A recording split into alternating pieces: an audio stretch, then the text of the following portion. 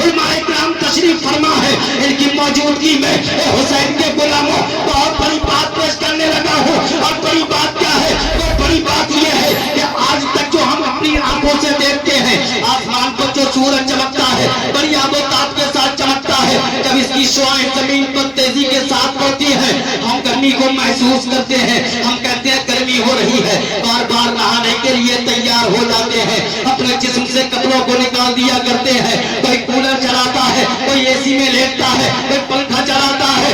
عزیزان ملت اسلامیہ، میرے حسین کا مقام ملاحظہ فرمائیے، میرے حسین کا پاور کیا ہے، میرے حسین کا مقام کیا ہے، میرے حسین کا کردار کیا ہے۔ ارے حضرت امام حسین کو اللہ نے اتنی پاور دی تھی، اگر میرا حسین میدان کربلا کی ریت پر کھڑے ہو کر اس آسمان پر چمکنے والے سورج کو اشارہ کر دیتا اور کہہ دیتا اے سورج، ارے تو دیکھ رہا ہے کہ میرا گھرانہ پیاس سے کانپ رہا ہے، میرا گھرانہ پیاس سے بلک رہا ہے، مجھے پانی کی ضرورت ہے، مجھے پانی پیش کر دے، قسم خدا کی۔ تو سورج جو آسمان سے گرمی کی شعاعیں پھینک رہا تھا اگر حسین کا اشارہ ہو جاتا تو وہ آگ کو پھینکنے کی بجائے، گرمی کو پھینکنے کی بجائے حضرت حسین کے اشارے پر پانی لا کر پیش کر دیتا اور کہہ دیتا حسین ہم تمہارے اشارے کے منتظر تھے، آپ نے اشارہ کر دیا، یہ حق اور سچ ہے، اب تک میرا کام گرمی کو پھینکنا تھا، مگر جب آپ کا اشارہ ہو گیا ہے تو میں آپ کے لیے پانی لے کر آ گیا ہوں۔ شاعر پیش کرتا ہے، شاعر فرماتا ہے کہ حسینی قافلے کی پیاس کا جب ذکر ہوتا ہے، ارے دریا تو دریا ہے، سمندر کانپ جاتا ہے، اور ہم رضا والے جو لے لے نام اپنے اعلیٰ حضرت کا تو پھر سن کر کے کیوں 24 نمبر کانپ جاتا ہے۔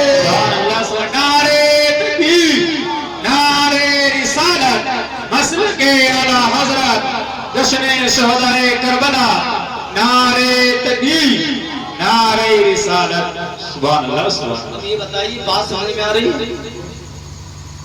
آپ نے انگلی کر دی اس میں نا، انگلی مت کرنا بھائی جان، کئی رات میں متواتر ہو چکی ہیں، اور حضرت امام حسین کا صدقہ ابھی تو ہمیں کئی دن کھانا ہے۔ اللہ تبارک و تعالی سب کے والدین کو سلامت رکھے۔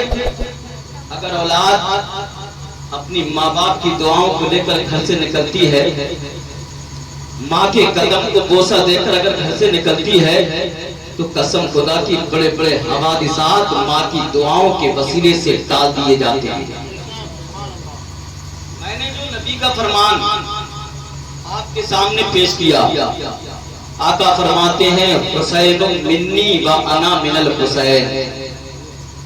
اب اپنی اپنی قسمتوں پر ناز کرو، ہم حسین کی محبت میں بیٹھے ہیں۔ آقا نے فرمایا حسین مجھ سے ہے، میں حسین سے ہوں، حسین میرا ہے، میں حسین کا ہوں، جو حسین کا ہے وہ میرا ہے، جو حسین سے محبت کرتا ہے وہ مجھ سے محبت کرتا ہے، جو حسین سے دشمنی رکھتا ہے وہ مجھ سے دشمنی رکھتا ہے۔ نبی اکرم صلی اللہ تعالیٰ علیہ وسلم کی چچی ہیں جن کو حضرت ام الفضل کہا جاتا ہے۔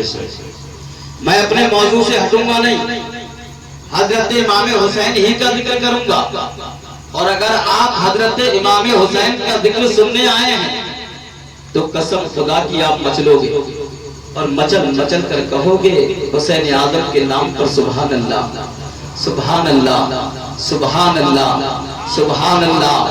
عزیزان ملت اسلامیہ، نبی کی چچی ہیں جن کو حضرت ام الفضل کہا جاتا ہے۔ ایک مرتبہ انہوں نے خواب دیکھا، اور کیا دیکھا کہ نبی اکرم صلی اللہ تعالی علیہ وسلم کے جسم کے گوشت کا ٹکڑا میری گود میں لا کر رکھ دیا گیا۔ حضرت ام الفضل نے جب یہ خواب دیکھا، آپ کی آنکھ کھلی، آپ پریشان ہو گئی، رنجیدہ ہو گئی، غمگین ہو گئی، جب صبح کی سفیدی نمودار ہوئی حضرت ام الفضل نبی کی بارگاہ میں پہنچ گئی. آقا نے ارشاد فرمایا اے میری چچی جان یہ تو بتائیے آپ پریشان کیوں ہیں, آپ کے چہرے پر غمگینی کے آثار کیوں ہیں, آپ رنجیدہ کیوں ہیں, آپ کے چہرے پر غمگینی کے آثار نظر آ رہے ہیں, آخرکار وجہ کیا ہے؟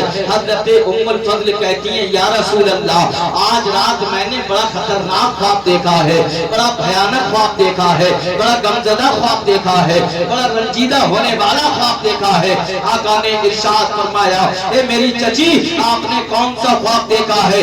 حضرت ام الفضل کہتی ہیں یا رسول اللہ میں نے خواب دیکھا ہے آپ کے جسم کا گوشت کا ٹکڑا میری گود میں لا کر رکھ دیا ہے. آقا نے جب اتنا سنا تھا, سننے کے بعد آپ مسکرانے لگتے ہیں اور مسکرا کر کہتے ہیں اے چچی جان اگر آپ نے یہ خواب دیکھا ہے تو آپ رنجیدہ مت ہو, آپ پریشان مت ہو, آپ غمگین مت ہو. ارے تم نے جو دیکھا ہے میرے جسم کا گوشت کا ٹکڑا آپ کی گود میں لا کر رکھ دیا ہے تو تمہیں پریشان ہونے کی ضرورت نہیں ہے, بلکہ اس خواب کی تعبیر یہ ہے کہ میری بیٹی فاطمہ کے یہاں بیٹا پیدا ہوگا اور وہ سب سے پہلے تمہاری گود میں دیا جائے گا.